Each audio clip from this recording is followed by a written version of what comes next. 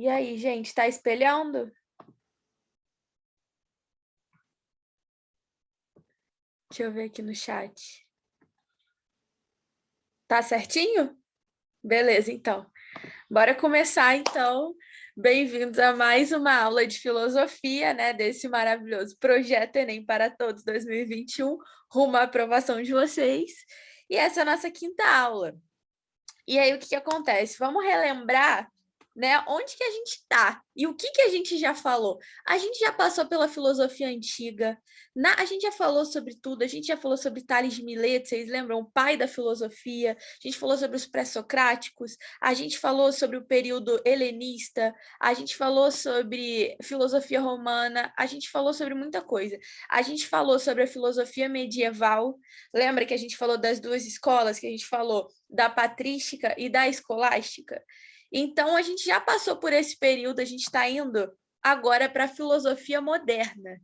Então, nesse momento, a gente vai ter uma revolução, né? A gente vai ter revolução científica e a gente literalmente vai ter uma revolução, porque não só na filosofia, como no mundo inteiro, o pensamento vai mudar. E vai mudar da água para o vinho, vai mudar em oposição ao período que a gente conversou na aula passada, que foi a Idade Média. Lembra que a gente falou da Alta Idade Média, da Baixa Idade Média, que a gente falou da filosofia, né, medieval, a patrística na Alta Idade Média e escolástica na Baixa Idade Médica. Idade Média. E aí agora a gente vai estar falando da filosofia moderna, que vai vir em oposição a tudo isso, a todos os conceitos da filosofia medieval, a todos os conceitos de deixar o homem de lado, deixar a ciência de lado, a racionalidade de lado e olhar para Deus. Entende? A filosofia moderna vai vir para contestar isso. E para isso, eu vou abordar com vocês um filósofo. Então é isso daqui que eu falei para vocês. A gente vai estar passando, lembra que a gente sempre fala uma palavra? A palavra da aula passada foi fé. Agora a gente está indo numa transição, entendeu? A gente está indo da fé para a razão, beleza? Então, a gente está nessa transição aí. Não é em si, eu não vou dizer razão com toda a força, com toda a convicção, porque a gente está no período, eu vou falar para vocês do período da transição, né? Porque também não foi algo wow, não foi algo do dia para a noite, foi algo transitório, né? Até porque foi um momento muito longo da nossa história, que a gente viveu a Idade Média, que a gente viveu um período de muita imposição religiosa em todos os âmbitos do conhecimento. Então, isso marcou gerações, muitas gerações. Então, é um processo gradual. A gente está falando da fé para a razão, mas indo com toda a força atrás da razão, beleza? Então, vamos começar falando do contexto histórico. Vocês vão aprender sobre isso muito melhor, muito mais a fundo em história. Mas eu queria até saber, vocês já abordaram esse tema? Já falaram sobre Renascimento? Já falaram sobre Idade Média? Para vocês entenderem essa questão? Me fala aí no chat se já aprenderam isso em história ou se ainda vão aprender, para eu ter noção assim de quanto vocês sabem.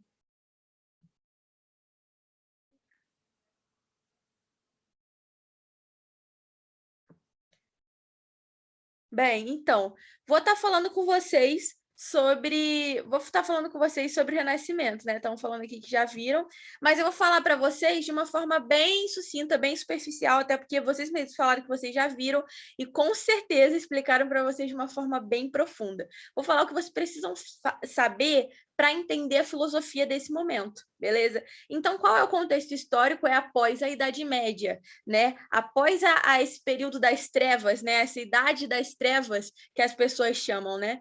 Então, que as pessoas chamam, no caso, após a Idade Média. Por quê? Porque vem o Iluminismo junto com o Renascimento. Vem o Iluminismo, que eu acho que vocês ainda vão ouvir falar, ou vocês já ouviram falar. Então, os filósofos, os intelectuais do Iluminismo, para dizer mesmo, o movimento é iluminista, é o iluminismo, vão chamar a Idade Média como Idade das Trevas, porque agora o iluminismo e o Renascimento vieram para iluminar, para clarear o pensamento das pessoas. Então, pense nisso. Pense no Renascimento como um momento de clarear das ideias, de busca pela razão. Ele ocorreu principalmente na Itália, e ele teve um grande impacto. Ocorreram transformações sociais e econômicas, políticas, eu repeti sociais, mas foram transformações muito impactantes. E aí, o que acontece? As vontades do homem passam a ser uma prioridade. Lembra que a gente sempre falava sobre a vontade divina, sobre buscar o divino, que só Deus era a resposta para absolutamente tudo, a vida tinha que ser devota a Deus. Agora a gente está falando do homem como centro de tudo, beleza? E aí a gente tem a Revolução Científica de Galileu Galilei, que a gente vai falar muito melhor mais para frente, em uma aula só para falar sobre isso, mas eu acho que ele também vai ser abordado para vocês pela sociologia, né, pela aula de sociologia ou pela aula de história, mas basicamente para vocês verem o poder de Galileu Galilei, não só ele, como vários outros intelectuais, ele foi perseguido pela igreja, para vocês verem como que ele realmente fez transformações, né? Inclusive foi ele que descobriu o anéis de Saturno. Mas vamos lá, uma curiosidade. Agora vamos falar sobre palavras importantes que a gente tem que ter em mente quando a gente fala do Renascimento. A gente tem que pensar em antropocentrismo. O que é isso? É o homem no centro do universo. É o olhar ao homem. Agora a gente olha para o homem como prioridade. O homem como a melhor criatura feita por Deus. Então a gente não está deixando de lado a religião, a gente só não está colocando ela como o guia da existência humana, e sim dizer que o homem ele foi a melhor criatura feita por Deus.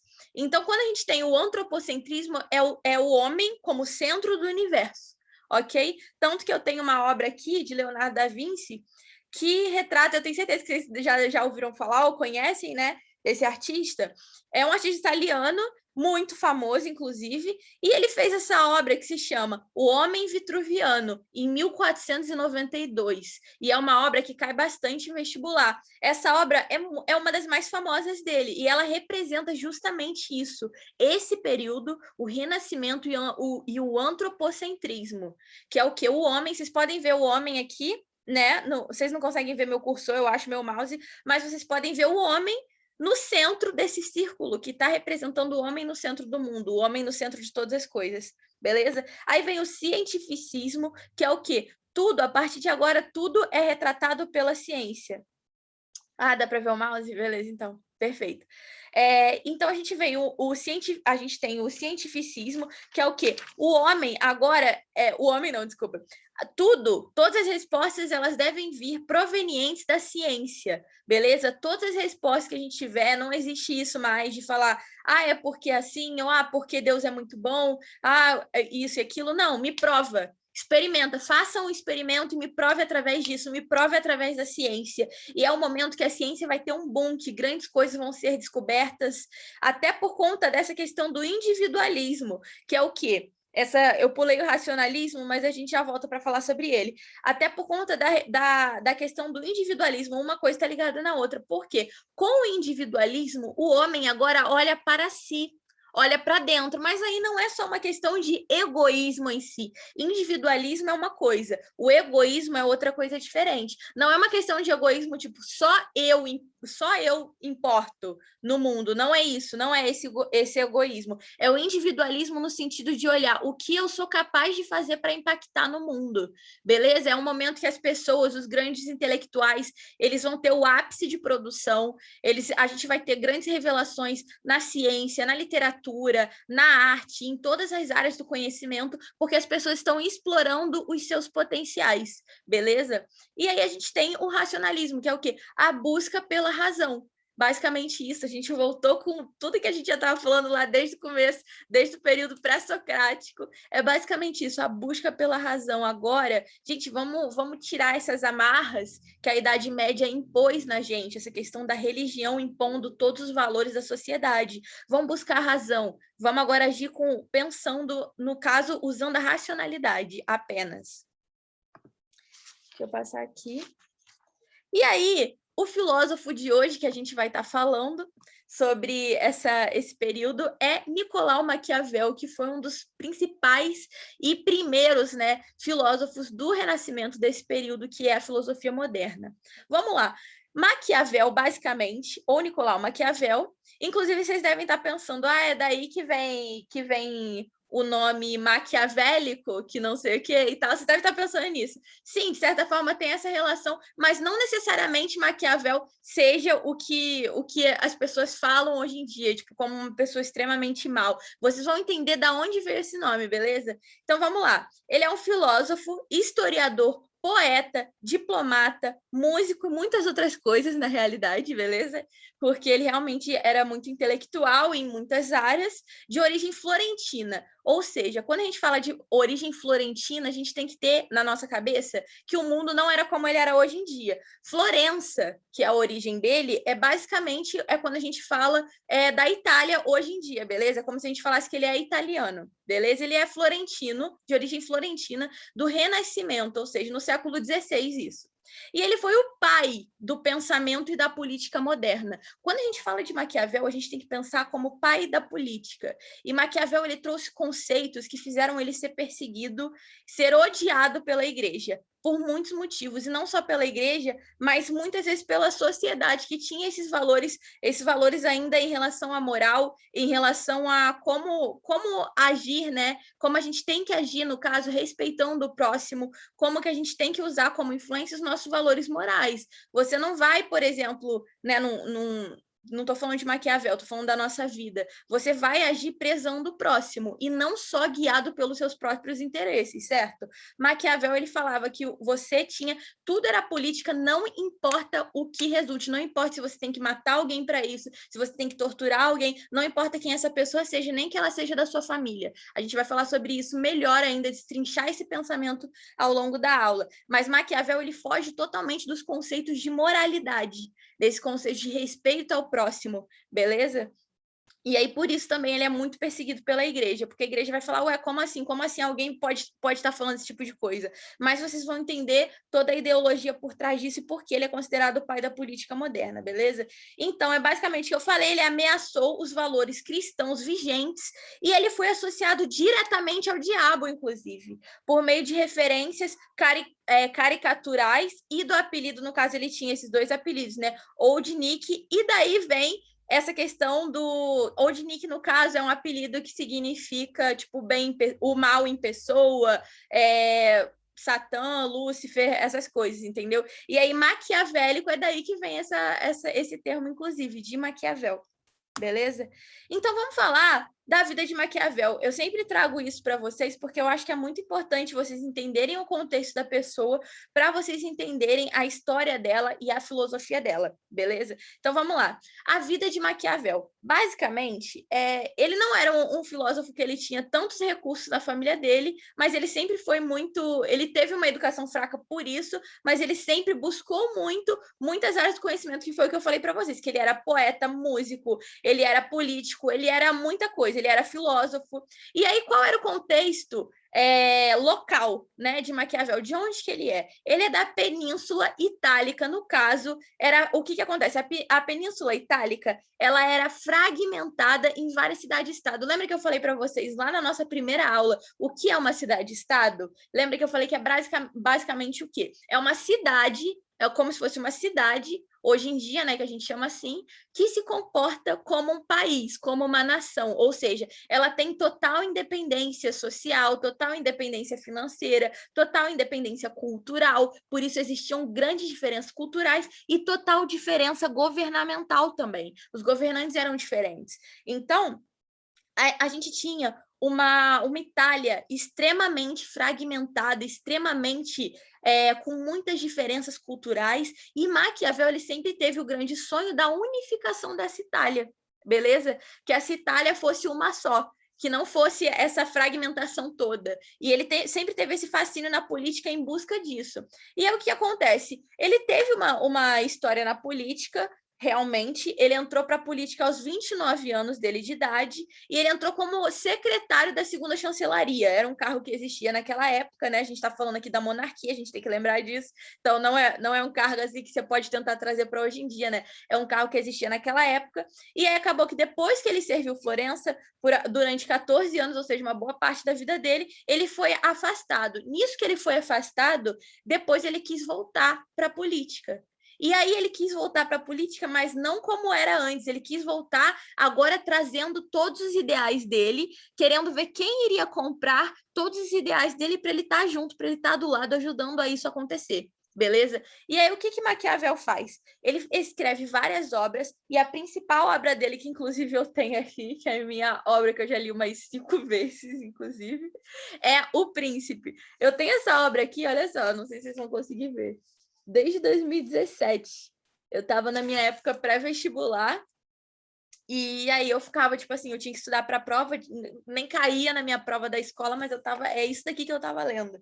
Porque Maquiavel é uma leitura, tipo, no caso, essa leitura aqui é bem tranquila, tipo, é a segunda edição, esse daqui, né, que eu tenho, e passou por várias adaptações. É um livro, é uma obra extremamente famosa, discutida até hoje, extremamente importante, porque cai muito em vestibular, beleza? E é extremamente importante porque Maquiavel foi traduzido para, sério, muitos idiomas, muitas línguas, inclusive tem uma versão dessa obra com comentários de Napoleão Bonaparte. É o meu sonho de princesa ter essa obra, ter o príncipe com os comentários no rodapé de Napoleão Bonaparte. Inclusive, eu vou falar um pouco para vocês sobre os comentários de Napoleão Bonaparte, mesmo, infelizmente, eu nunca ter visto presencialmente, né, a obra, O Príncipe com os comentários dele. Mas então, O Príncipe basicamente é uma obra, mas também a gente chama de obra, claro, mas é basicamente um manual. É um manual que foi dedicado a Lorenzo de Médici, que na época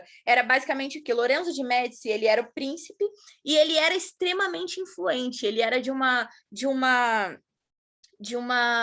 ele era da alta burguesia, né, de uma família extremamente influente, e na realidade a família de Médici não era aquela família que tinha grande poder, entendeu? Ela tinha grande influência, então ela tinha a possibilidade de alcançar o grande poder se assim ela fizesse, se assim ela quisesse, se assim ela buscasse, soubesse ser instruída. Então, basicamente, Maquiavel sempre viu, inspirou, aspirou, né? Estar junto dessa família para eles conseguirem o governo, para conseguir, no caso ele era o príncipe, né, Lorenzo de Médici, ele sempre quis ali estar junto para poder ajudá-lo a ter cada vez mais poder, porque era uma família que na realidade eles cresciam muito através de casamentos com pessoas com muito poder, e assim eles iam crescendo e crescendo sua influência. Beleza? E aí o que acontece? Essa obra foi dedicada a Lorenzo de Médici, não se sabe, agora trazendo uma curiosidade, não se sabe, mas até hoje as pessoas ainda relatam, né, os filósofos ainda relatam que não tem nenhuma prova de que Lorenzo de Médici realmente tenha lido, ou seja, pode ser que Maquiavel tenha feito uma obra só para ele, só para Lorenzo de Médici, sabe? Um livro inteiro para ele, e ele nunca tenha lido. Então, imagina, cara, se a gente faz uma carta de amor para alguém, a pessoa não lê, já acaba com o nosso coração. Imagina ele que escreveu um livro pro cara. Como que deve ser isso? Mas então, e aí esse manual, ele se baseava em o que o governante ele deve fazer para conquistar o poder, mas não só conquistar o poder, como também manter esse poder, que é o mais difícil no caso, conquistar é até fácil. Então, Maquiavel, ele fez basicamente um manual falando sobre como fazer isso, como você vai fazer para conquistar o poder, como você vai fazer para manter esse poder, o que você precisa para manter esse poder. E é isso que a gente vai falar aqui hoje. E essa obra, na realidade, ela é tão famosa também, que é o porquê eu até escrevi aqui, né? Por que é um livro tão famoso? Porque ele serve não só como manual para os governantes, para verem como conquistar e manter o poder, como para as pessoas que estão sendo governadas, para ler e saber o que o governante está fazendo e o que está por trás da cabeça dele, entendeu? Para, tipo assim, é um manual que você, sendo governado, você vai conseguir entender a mente do governante e o que muitas vezes ele faz. O que a sociedade vê como, por exemplo, como um ato bom, na realidade é pura estratégia. Eu vou explicar para vocês isso mais para frente. E aí, basicamente isso. Maquiavel, ele fez a obra a fim de ganhar a confiança para conseguir algum cargo. Ele queria um cargo ali ao lado de Lorenzo de Médici, né? Porém, ele não alcançou suas ambições e acredita-se que seja principalmente porque Lorenzo de Médici nunca tenha lido a obra. Então, vamos lá. Aqui eu trouxe para vocês verem que existem muitas versões do livro O Príncipe em diferentes e muitos idiomas, em várias interpretações. Falam que existem mais de 40 interpretações só para essa obra, beleza? Então, é uma obra realmente muito famosa.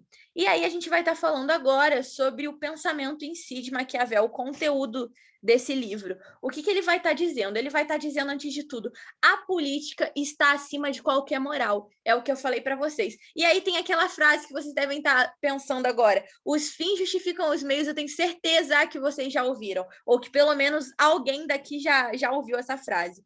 Os fins justificam os meios é uma frase que nunca foi dita por Maquiavel. Então você falar que essa frase é de Maquiavel tá errado, gente. Beleza? Eu tô falando isso até para, tipo assim, fazer uma citação no Enem, na redação. Não é certo a gente fazer uma citação de uma frase que não é do filósofo, né? Mas, tipo assim, é claro que muito provavelmente talvez tenham corretores que deixem passar batido e tal, porque é muito atribuído a Maquiavel, mas é só para vocês saberem, não cometerem erros, né? Saberem que essa frase não é de Maquiavel, ele nunca falou, mas é uma frase atribuída a Maquiavel, beleza? Nicolau Maquiavel. Por que os fins justificam os meios? Porque basicamente é o seguinte: se você tem um fim, se você tem alguma coisa, por exemplo, eu quero passar no vestibular, vocês estão aqui por isso. Não importam os meios, beleza? Não importam os meios, você vai passar. Não importa, isso que eu estou falando do pensamento de Maquiavel, não importa se para isso você tem que matar seu concorrente, não importa se para isso você vai trancar no banheiro na hora do Enem alguém, entendeu? Não importa. A moral não importa. Não importa os valores da sociedade. Não importa o que você julga certo ou errado. O que importa é você saber. Beleza, isso vai me ajudar no meu fim. Vou fazer. Acabou. Entendeu? Então é por isso que ele é extremamente criticado pela igreja, né, em relação a essa questão dos valores, e ele é realmente associado, tem a vida, né, a figura associada ao demônio justamente por conta disso, né, na religião.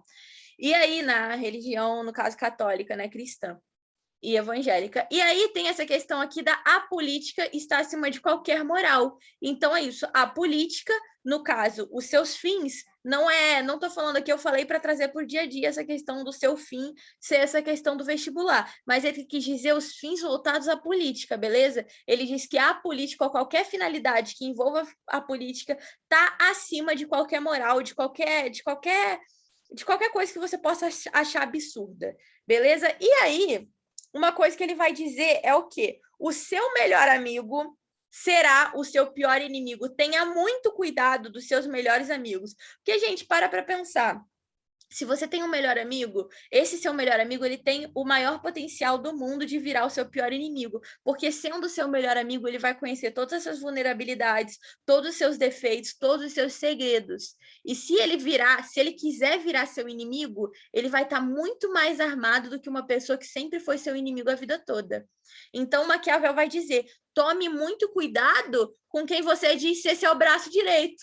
Beleza? Tome muito cuidado, que é muitas vezes daí que vem a pior das facadas, né? Daí que vem a pior coisa que pode acontecer para você, o seu pior inimigo. E aí, uma coisa que eu queria dizer para vocês, inclusive, é que Nicolau Maquiavel, né, fez essa obra de O Príncipe, e aí lembra que eu falei para vocês que tem uma versão com os comentários de Napoleão Bonaparte? Então, o que acontece?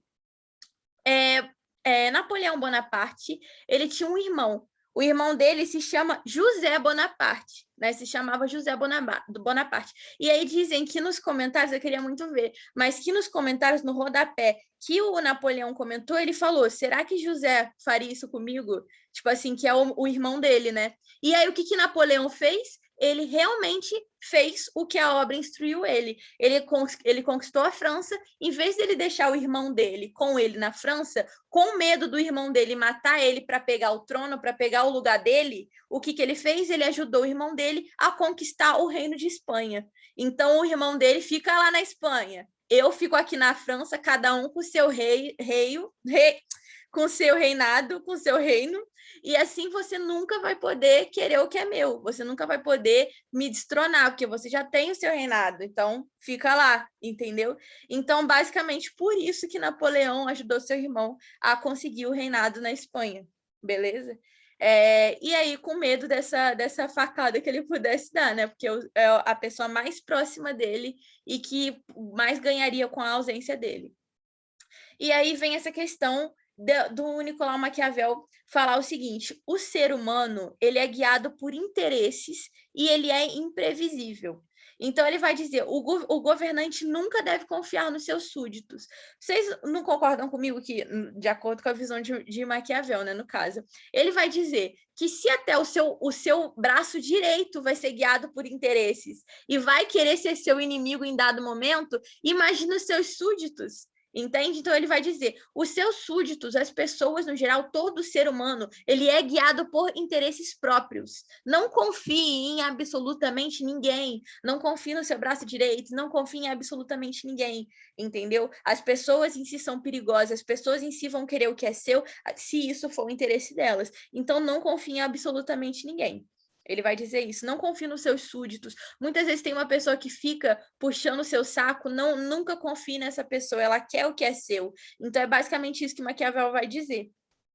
E aí ele vai dizer que não se faz, aí vem a grande crítica à Idade Média, aí que vem a grande crítica à igreja. Não se faz política com pais nossos e aves marias, ou seja, não se faz política com religião.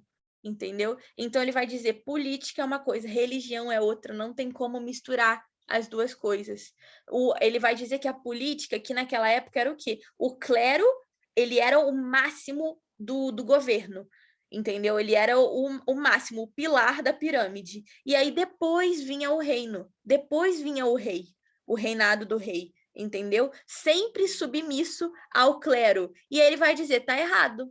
Tá errado isso. E ele vai dizer, não se faz nem política com Pais Nossos e Ave Marias, ou seja, não tem nem como estar no mesmo patamar, a política está ainda acima, beleza?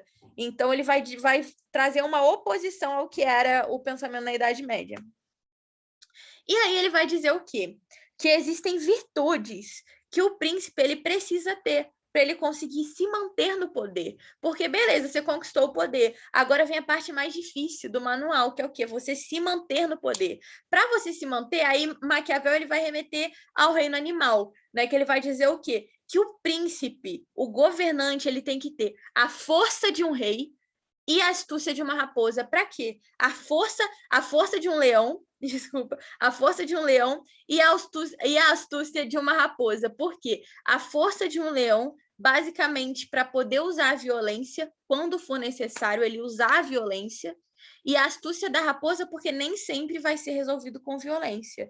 Então, ele tem que ser sagaz, ele tem que ter inteligência para conseguir bolar estratégias para alcançar outras formas de resolver as coisas. Então, a força do leão para poder fazer as coisas com base na violência e a astúcia de uma raposa para poder justamente usar outras estratégias, outros caminhos com base na inteligência. Não adianta não ser inteligente, beleza? E aí vem outros conceitos, que é o quê? A virtude e fortuna. Gente, isso é muito importante vocês guardarem de verdade. Pode parecer algo bem básico e tal, mas cai muito em vestibular esse conceito, principalmente de virtude e fortuna, beleza?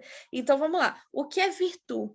Virtude são virtudes e qualidades. Ele vai dizer que todo governante precisa ter virtudes e qualidades. Todo governante precisa ser inteligente, precisa ser forte, precisa ser uma pessoa que sabe se impor, entendeu? Precisa ser uma pessoa que sabe pensar na política acima dos interesses dos outros, não se deixar ser emotivo, levar pela emoção, tem que ser racional sempre. Então, são virtudes e qualidades. Virtude é isso, virtudes e qualidades. E o que é fortuna? Oportunidades. Ele vai dizer o quê? Que não existe virtude sem fortuna e não existe fortuna sem virtude. Vocês não concordam comigo que, vamos lá, levando em consideração o que é cada um, vocês concordam comigo que não tem como eu ter fortuna, que é oportunidades, não tem como eu buscar oportunidades, alcançar oportunidades na minha vida se eu não tiver virtude, se eu não tiver virtudes e qualidades. Por exemplo, não tem como, se eu tenho a oportunidade de um emprego, por exemplo, eu nunca vou conseguir a oportunidade de um emprego se eu não for uma pessoa que sou responsável, estou compromissada com esse emprego, mostro, acima de tudo, interesse nesse emprego, porque não sou uma pessoa que vou atrás desse emprego, né? Porque não vai cair do céu, de certa forma. Então, é basicamente isso, não existe um sem o outro, beleza? E não tem como, por exemplo, existir qualidades sem as oportunidades também que a vida te dá. Então, ele vai dizer que um é ligado ao outro. E o governante, ele necessariamente precisa de virtude e de fortuna. E aí vem essa questão.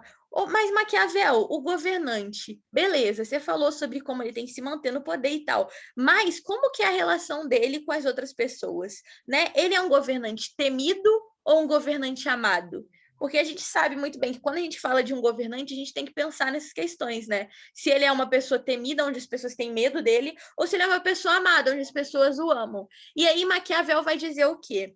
Beleza, você pode fazer o seguinte: é melhor ser temido do que amado, mas nunca odiado. E ele vai dizer, você pode ser temido ou amado, entendeu? É ótimo você ser amado, você pode ser amado. Só que se for para você escolher entre ser amado e ser temido, escolha sempre ser temido.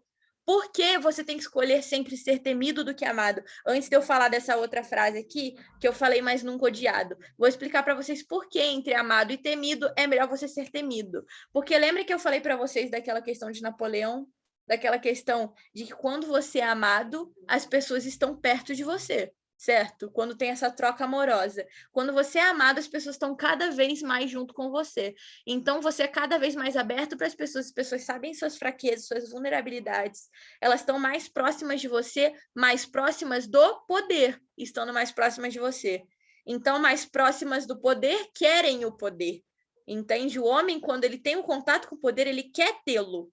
Então, ele vai dizer basicamente isso. Quando você é amado, você faz basicamente essas pessoas se revoltarem contra você e quererem o seu lugar.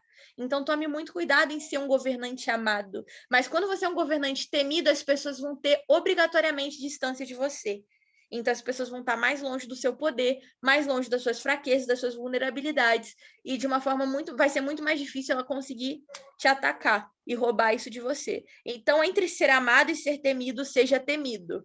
Mas nunca seja odiado. Então, é melhor ser temido do que amado, ok. Mas nunca odiado. Por quê? Vamos falar. Eu vou trazer um exemplo, mas vamos falar sobre a política de pão e circo, que é um outro exemplo. Eu vou trazer 2 exemplos para vocês entenderem isso, que é muito importante, é algo que cai no vestibular, inclusive política de pão e circo, que é outro assunto mais para a história, né? Quando está falando do Império Romano, que vocês vão aprender sobre política do pão e circo. O que é a política do pão e circo? Gente, basicamente, na Roma acontecia muito o seguinte: a população vivia em extrema pobreza. E o que eles faziam, o que o governante fazia para poder distrair a população e fazer a população não se rebelar contra eles. Porque imagina uma população que está... Ih, tá falando aqui que a minha internet está instável. Vocês estão me ouvindo? Gente, fala aí no chat, por favor. E agora, já voltou? Sim, vocês estão falando aqui, né, que deu uma travada. Agora tá tranquilo? Beleza, então, gente. Nossa, fiquei preocupada aqui agora. Mas cortou onde exatamente para eu voltar para vocês?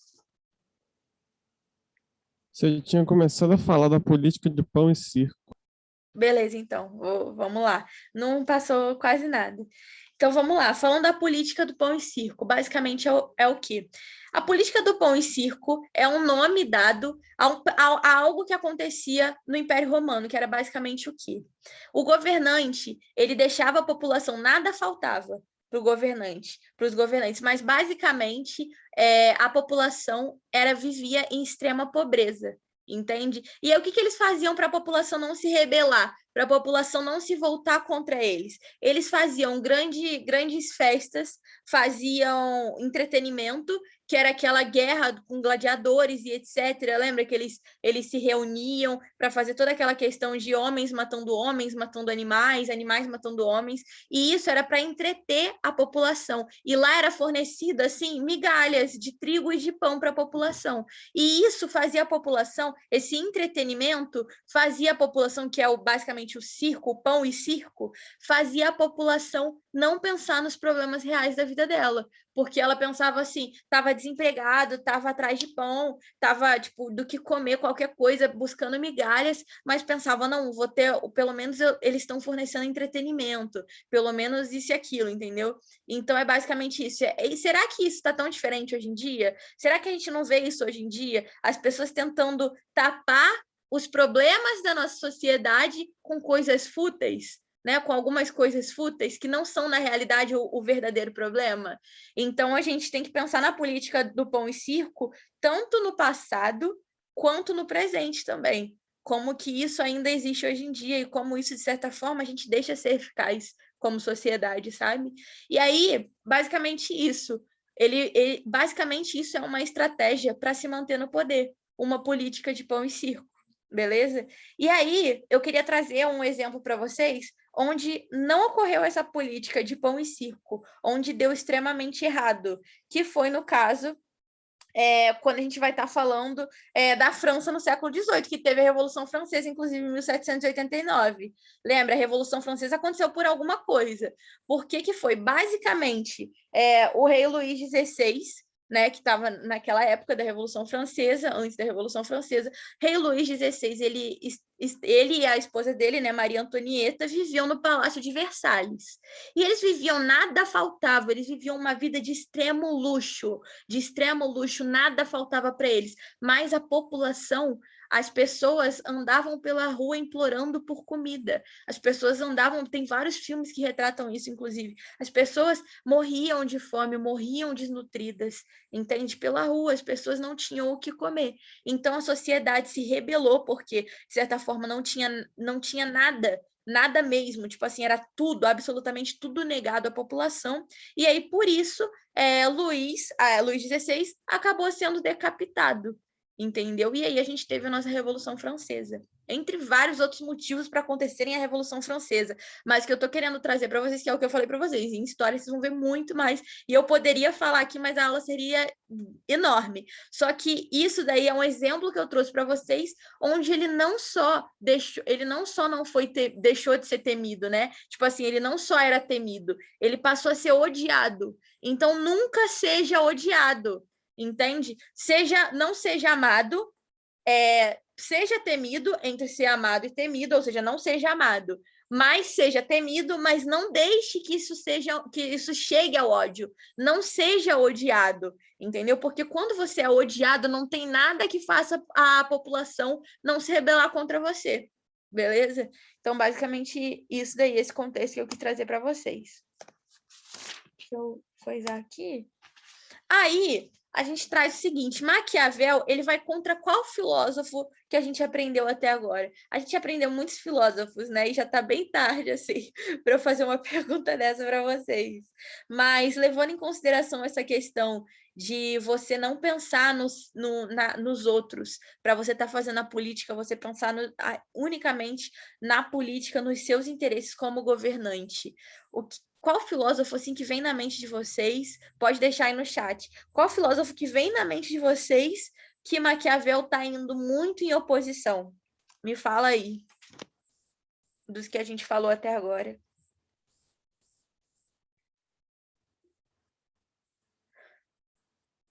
Vou dar... É complexo mesmo, André.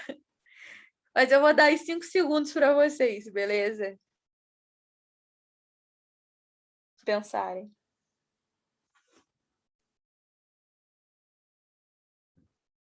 3, 2, 1. Bem, gente, eu vou falar, beleza? E eu sei que na hora vocês vão lembrar. Vai ser aquela coisa que vocês vão falar, não acredito. Vamos lá, então. Mas eu sei que é complexo a gente pensar assim, né? Quando a gente para fazer agora que a gente está vendo as aulas, toda semana vendo, a gente não pensa em quantos filósofos a gente já aprendeu. Mas, cara, quando a gente para olhar para trás agora, a gente aprendeu muitos filósofos. Então, eu nem sabia que eu tinha deixado a resposta tão grande assim. Mas então é Aristóteles. E por que Maquiavel vai tão contra Aristóteles? Basicamente, eu reproduzi aqui, eu trouxe de volta o slide que eu tinha apresentado para vocês em Aristóteles para refrescar a cabeça de vocês. Lembra o que Aristóteles falou sobre política? Ele falou que política é o quê? É o valor coletivo, a busca pelo bem comum. E aí Maquiavel ele vai dizer, cara, bem comum nada, eu não estou nem aí para o bem dos meus súditos. Eu tenho que pensar unicamente no meu bem como governante, entendeu? No bem da minha política, no bem dos meus interesses para governar, entendeu? Então é basicamente isso. E aí eu trouxe para vocês aqui alguns outros filósofos desse tempo também, mas a gente vai falar de muitos outros, fiquem tranquilos. Não precisa decorar nada, mas eu gosto de trazer as frases assim para ficar na cabeça de vocês, para vocês ficarem pensando, e às vezes capta, né? Às vezes guarda. Vamos lá. Uma cabeça bem feita vale mais que uma cabeça cheia. A propriedade privada é a essência das mazelas do homem. Olha como agora a gente já vê, olha como que a gente consegue ver no mesmo tempo, assim, perto, né? Um tempo perto, próximo um do outro, também não é tão perto, mas próximo, né? Porque, por exemplo, um acabou falecendo quase junto com o nascimento do outro filósofo, né? Mas a gente consegue ver a diferença do pensamento. A gente consegue ver que, por exemplo, um está falando uma cabeça bem feita vale mais que uma cabeça cheia. Isso não tem uma certa... Isso daqui está falando muito mais sobre a questão da busca pela racionalidade, pela razão, do que, tipo assim, você ser uma pessoa racional, você ser uma pessoa que busque a razão, que busque conhecimentos verdadeiros, fidedignos. É muito mais fácil você ter pouco conhecimento, com conhecimentos verdadeiros, empíricos, que eu vou explicar para vocês o significado dessa palavra mais para frente, empírico, que aí eu vou explicar para vocês melhor. Mas basicamente é quando a gente só aceita respostas baseadas na ciência, elas foram provadas, entendeu? Experimentadas. Vamos dizer assim. Isso é o empirismo, né? O experimento das coisas. Então, basicamente, ele vai dizer o quê? Que é muito melhor uma cabeça que tenha conceitos, mesmo que sejam poucos, que sejam conceitos fidedignos, verdades, entendeu? Que foram constatadas, do que uma cabeça cheia de coisas nada a ver, cheia do senso comum, cheia de coisas que nem se é aprovado, sabe? E aí, olha a diferença, a gente tem um outro que fala totalmente sobre política. A gente vai falar sobre propriedade privada em outra aula com outro filósofo, mas basicamente a gente tem essa questão aqui, um filósofo falando, né? Thomas More, que vai estar falando sobre a propriedade privada ser a essência das mazelas do homem. E a gente tem o tempo tudo dá e tudo tira, tudo muda, mas nada perece. E a gente tem o mundo é uma gaiola de loucos. Olha como a gente consegue ver muitas diferenças assim, até por frases soltas, a gente consegue ver a diferença do foco do conhecimento, entendeu? E aí vem essa ainda. Toda educação saudável é uma educação sem controle religioso. Essa é extremamente importante. Tá falando que a internet ficou instável de novo. Gente, travou para vocês? Falou que a internet ficou instável de novo. Caraca, tô muito mal com essa situação, mas é porque hoje ventou muito aqui em Vassouras. Ah, beleza, então tá tranquilo. Mas vamos lá, então. Toda educação saudável é uma educação sem controle religioso. Gente, olha como isso ataca diretamente os conceitos da Idade Média, como ataca diretamente a filosofia medieval, a filosofia cristã. E aí eu trouxe uns exercícios agora para a gente estar resolvendo, para a gente estar fechando com chave de ouro, beleza? Então vamos lá. Eu vou ler aqui para vocês. A partir da análise histórica do comportamento humano em suas relações sociais e políticas, Maquiavel define o homem como um ser, dois pontos. Eu vou ler para vocês, já que a gente tem tempo, né? A gente teve, acho que umas 40 minutos de aula, uma aula que geralmente a gente faz em 1 hora, né? Então, eu vou ler para vocês pegarem bastante essa parte de fazer questão, beleza? Vamos lá, então.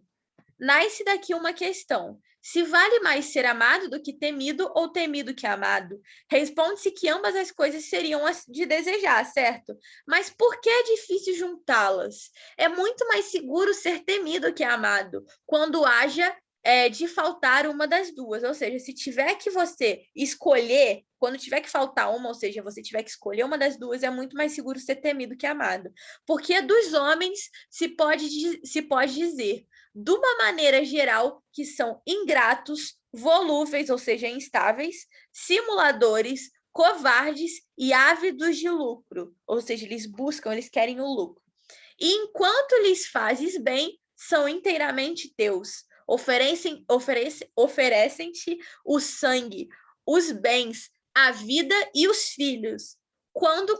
Peraí, me perdi. Quando, como acima disse, o perigo está longe, mas quando ele chega, revoltam-se. Ou seja, ele vai dizer basicamente que os homens, eles são volúveis, né? Tudo isso que eu falei.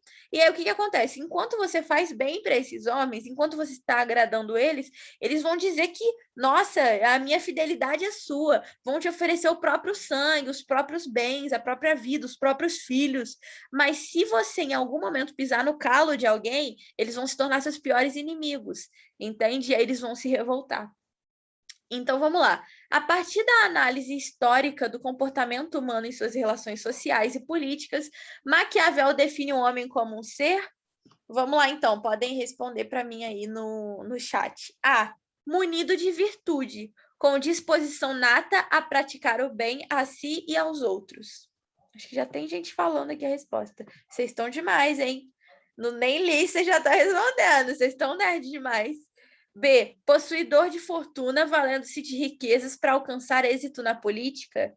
C. Guiado por interesses, de modo que suas ações são imprevisíveis e inconstantes.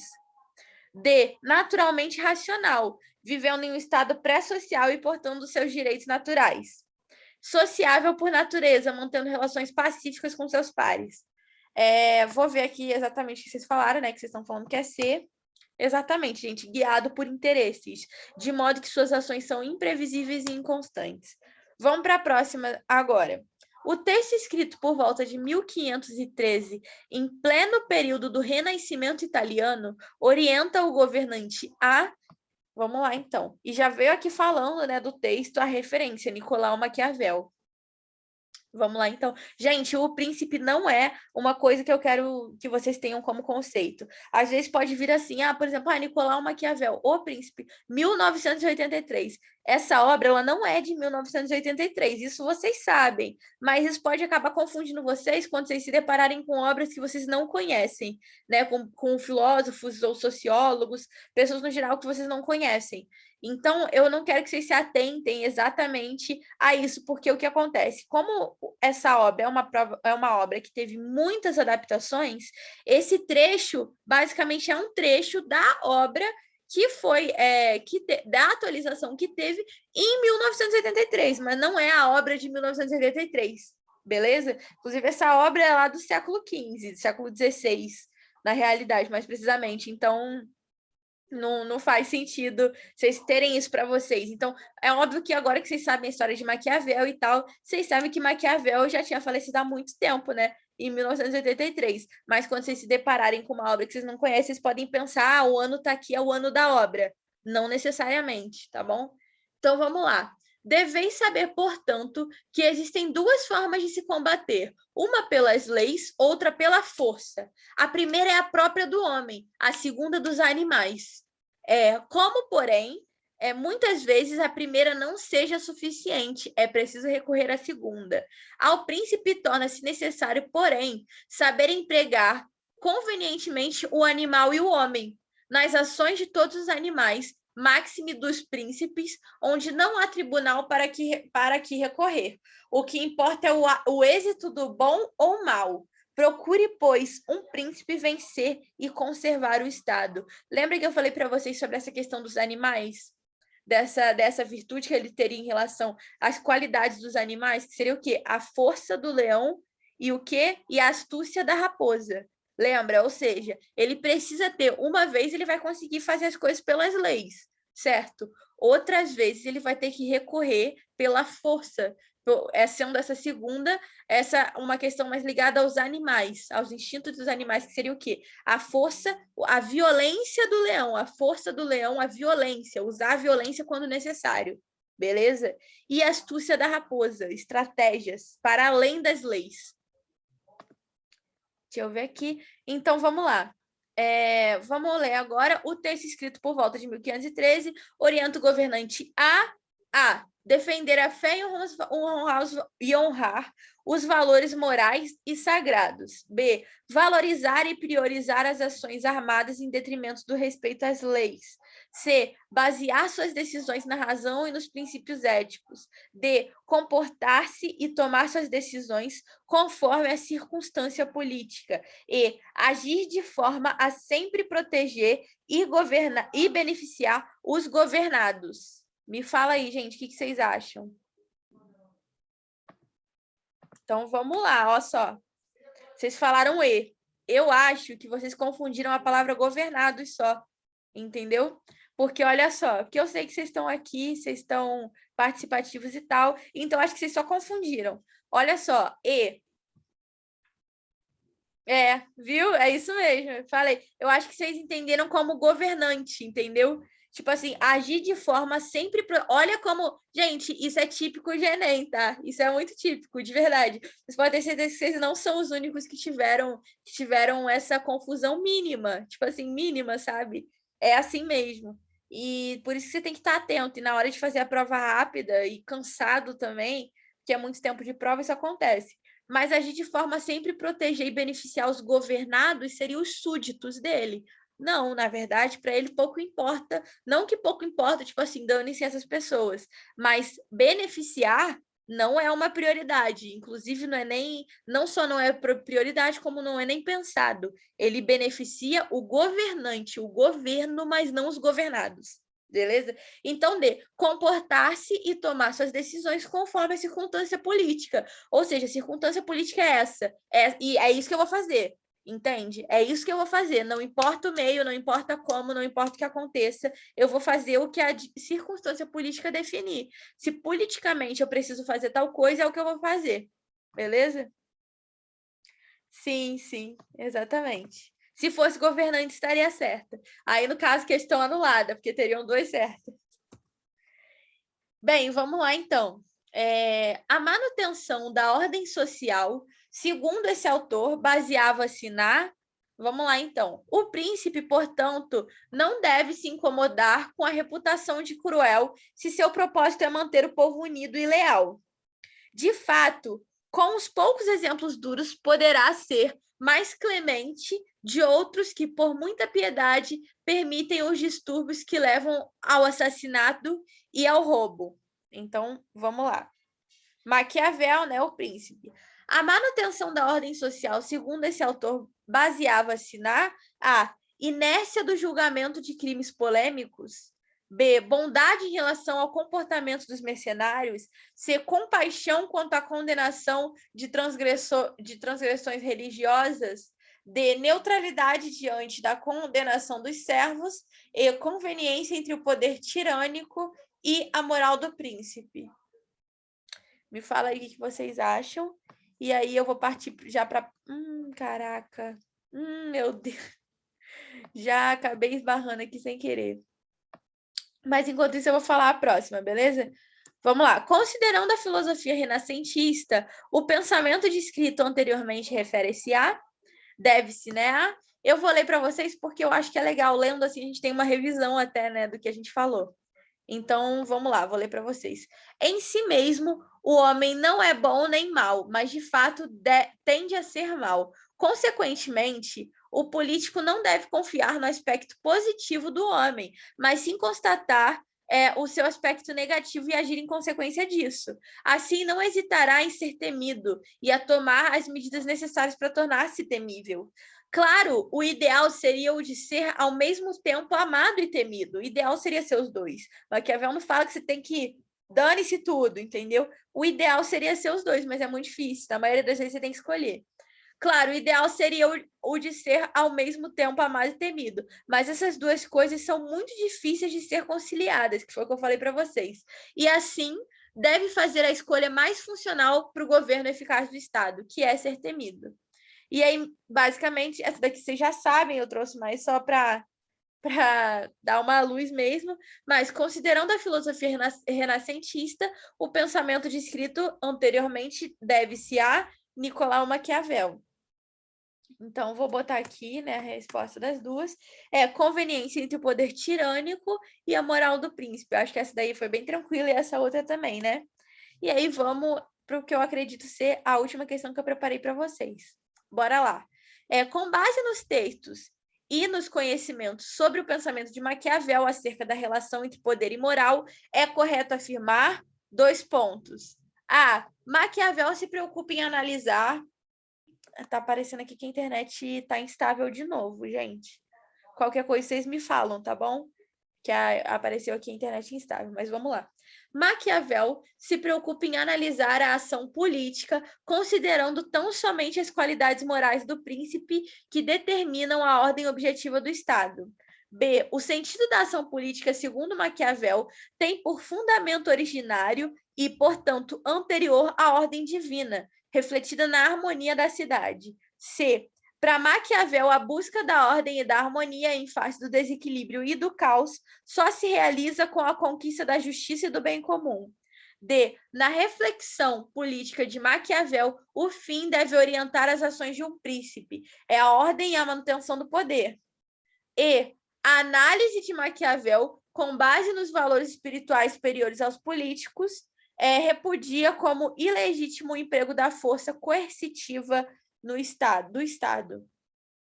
Coercitiva e impositiva, beleza? Então, me fala, gente, qual que vocês... Meu Deus. É sobre isso. Revelei aqui a resposta. Mas essa também eu acho que foi bem tranquila diante, né, de tudo que eu falei. O Valdir tá indo. De acordo com tudo que eu falei para vocês. Ai, ai, só eu mesmo, cara, incrível. Gente, então, essa foi a última questão que eu trouxe para vocês. Só que tem uma paródia que eu vou fazer o seguinte: como eu tô sem instrumento aqui, na verdade eu tenho violão, mas meu violão tá desafinado e a minha voz já não é afinada. Então, o violão tá desafinado e eu nasci desafinada. Então, eu não vou fazer vocês passarem por isso. O que eu vou fazer? Eu trouxe a paródia aqui para vocês, uma paródia muito legal de Maquiavel, que ajuda muito. Gente, eu aprendi isso em 2017, eu tenho na minha cabeça até hoje. E aí eu vou colocar para vocês o link do YouTube lá no grupo dos alunos do Projeto Enem para vocês acessarem a paródia e vou deixar a letra escrita lá para vocês também, beleza? Mas basicamente fala tudo sobre Maquiavel, é muito, muito bom mesmo. É isso, eu coloquei aqui a letra, né? Mas, gente, basicamente foi essa a aula e muito obrigada pela presença de vocês, viu? Deixa eu parar aqui a gravação. Acho que eu parei de espelhar a tela ou parei de gravar? Não sei. Espera aí, deixa eu ver. Cadê? Gente, meu Deus. Stop. Agora foi. E para a gravação.